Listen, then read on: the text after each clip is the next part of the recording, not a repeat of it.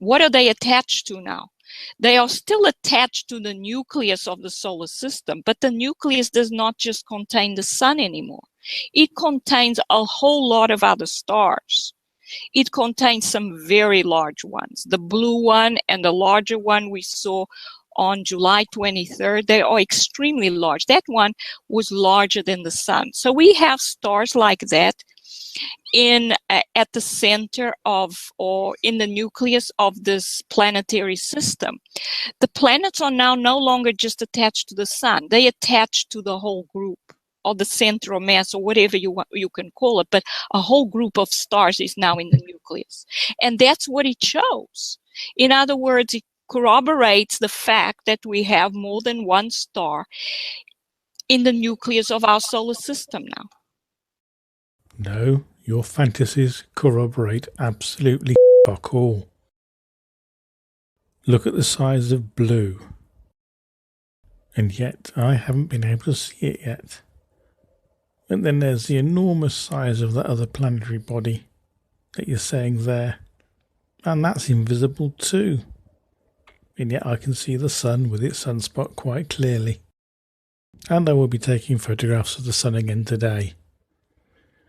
There is no sun shield, there is nothing hiding it. So please try and explain why we can't see your fantasy bodies around the sun. You can't. You're talking utter shite. And now everybody, please brace yourself for the biggest stupidity from 3 people you've ever fucking heard in your life.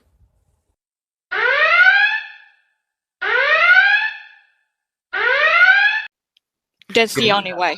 There's a whole lot of other stuff out there, man. I mean, yeah, it's almost like our inner solar system is being invaded. And 2 days ago, one of my other subscribers who has some pretty sophisticated software, planetary software, and just before we were ready to go on a live stream the other day, he sent me some concerning messages, and he was looking at some views. I believe it was Neptune and Uranus. And what he was trying to show me in these computerized pictures of these planets, he basically said that it was almost like they were being ripped apart. And, you know, he was super concerned, and I didn't have a lot of time to discuss it with him. So I told him, I said, well, look, I don't really know what you mean. Send me a couple of screenshots of that. And yeah, they were pretty wild looking. Mm-hmm. So I'm going to get in contact with him tomorrow, and I'm going to see, excuse me, I'm going to see if he can get a better explanation to me, or for me, what I was looking at, because again, it was some really kind of really scientific looking software that he was using. And you know, if there's something else out there that's further than our inner solar system, I mean, hell, are we looking at something else from deeper space coming in? Yeah. Also, I think, Scott, it is likely that these objects are still coming in. We have a whole lot of them here, but I think they may possibly be quite a few that are still coming in. So they at different distances from the sun. It could be that some went by Saturn or Neptune, and these planets have a lot of gas. These objects may have attached themselves magnetically to these planets, and they would start withdrawing material and from them, because that's what they do, as they connect magnetically to these objects. So that may be what is happening. You know what I'm going to do here real quick, just give me a second.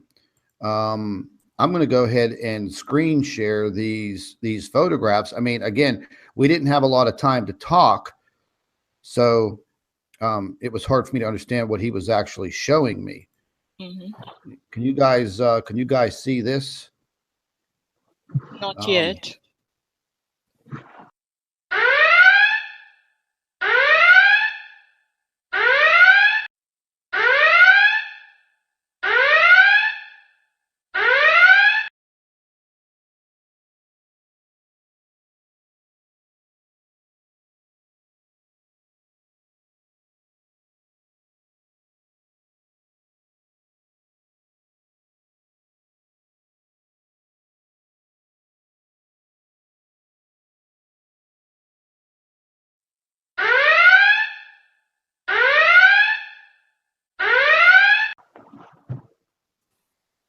Let me see if did I screen share that properly? No, you're not screen sharing, Scott. Oops.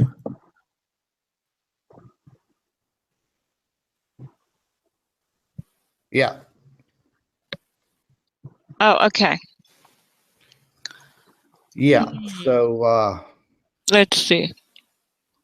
that is Neptune. That's Neptune, huh? That's Neptune. What kind of but how are we looking at it? I don't know. See, that's what I'm saying. He caught me right whenever we were getting ready to go on the live stream, like 5 minutes before we were ready to go on the air, and he sent me a couple of these images, and he's pretty bright guy and very in-depth into astronomy. And I said, well, what am I looking at here? And his last quote was, it seems or it looks like that Neptune and Uranus are being ripped apart. Well, so, I don't know. It still looks spherical, but we see these like point sources on it, on the surface of the planet. There are 3 of them, right? Yeah. Okay. So what are those? I'm not familiar. That could be points where these objects may be connecting to them. They almost look like, if it was the sun, it may have looked like sunspots on the sun, isn't it? Now this was another interesting. This was another screenshot that he sent to me. And again, I mean, this is I didn't have a chance to talk with him further to discuss what he was trying to show me, but I'll be in touch with him tomorrow to find out what he was trying to show me. It looks like vibrations reacting with one another. Yeah, it looks like almost like when you drop a stone in a pond and then you see exactly. the waves coming from the point source. Yeah, exactly. You see like 2 or 3 ponds interacting with one another. Yes. Ripple effect, interference patterns. Yeah, and he said that now this is the shot that he sent me from Uranus. This is the shot from Uranus. Actually, it's pronounced Uranus, but that's funny because we can always say, it's always swamp gas coming out of Uranus. So yeah. Yeah, this object doesn't quite look spherical to me. My goodness. Well, again, welcome to the electric universe. And someone said that what we're actually looking at is a standing wave. Well, in the Dr. Walter Russell model, that what we're seeing is the particles are where a standing wave, we got 2 waves on the same frequency on the same pattern. Like said, you would get that same wave if you drop 2 equally sized stones at the same time in the same pond, and the way that reacts at the center where they hit each other is where the particles are. Yeah, that's interesting. Yes. In my last article that I wrote yesterday,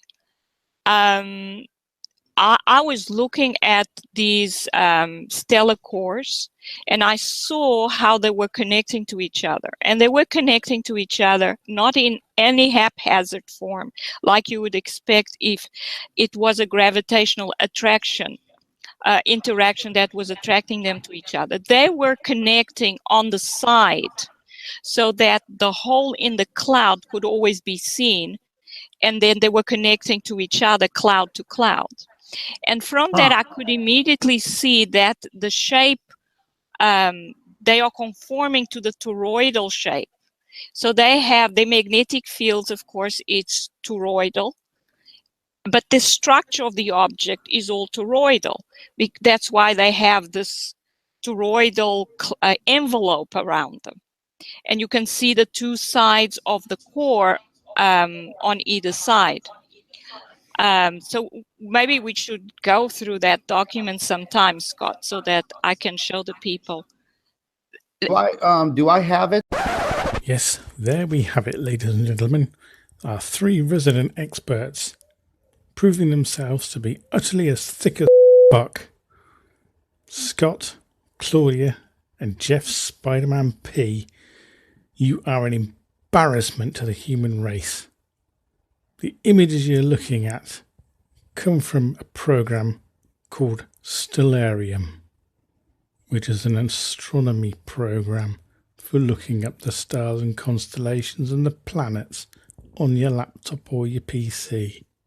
They are not showing Neptune or Uranus falling to pieces or having any weird electric universe effects.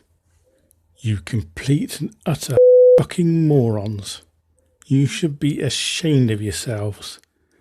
And if you're getting confused about what's reality and what's on a bloody computer, you want to shut the fuck up, sell your computers and fuck off. And just to help you out, here's a couple of pictures of Neptune looking rather wonderful at the beginning of this month, you fucking idiots. And I shall also demonstrate Stellarium and that they've just used Neptune without any skin. And the same for Uranus. You bloody muppets.